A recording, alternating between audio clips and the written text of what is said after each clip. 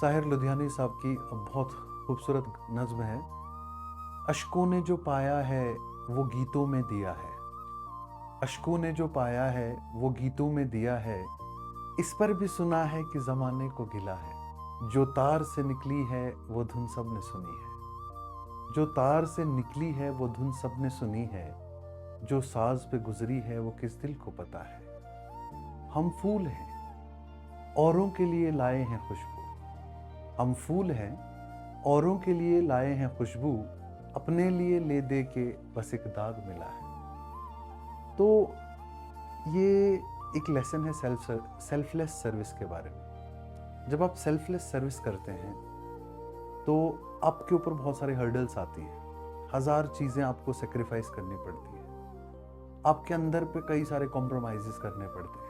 लेकिन सेल्फलेसनेस के ये सारे जो हैं कॉस्ट्स हैं, ये होता है जब आप सेल्फलेस सर्विस करते हैं। हज़ार किस्म के सवालात, हज़ार किस्म के लोग अलग अलग बातें आपके बारे में सोचते हैं, कहते हैं और करते हैं, ठीक है।